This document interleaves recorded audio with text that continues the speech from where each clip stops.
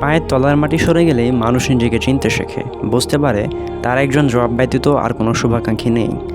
মাঝে মধ্যে আমরা হয়তো বা ধৈর্যসীমা উতরে গিয়ে নিজেকে এই বলে ধিক্কার জানাই যে ইস, আমার সাথেই কেন এমন হয়, ধ্যাত, এইভাবে কি আমি চেয়েছিলাম।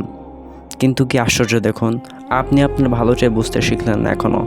প্রতিটি নক্ষত্র একটা সময় মহাশূন্যে বিলীন হয়ে যায়, নিঃশেষ হয়ে যায় তার অস্তিত্ব। আচ্ছা, একটাবার ভাবুন তো, পেটের দায়ে মানুষ না হয়ে মানুষকে আঘাত করে, ক্ষতি করে, লুটপাট খুন খারাপি করে, বেদখলে অন্যের জায়গা দখল করে।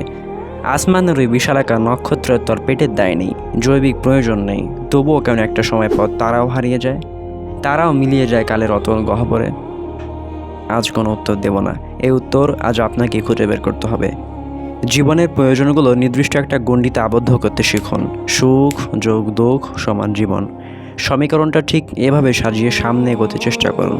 দিবা স্বপ্নের মধ্যে আর হারাতে দেন না নিজেকে। ক্ষুদ্র জীবনে আপনার যত অপ্রাপ্তি, ব্যর্থতার গল্প আছে, বিশ্বাস করুন এসব এমনি এমনি নয়। জগতে একটি বালকণা উইদাউট রিজনে সৃষ্টি হয়নি। সুগভীর প্রশান্ত তো বিন্দু বিন্দু জলে আজ মহাসাগর, তাই নয় কি?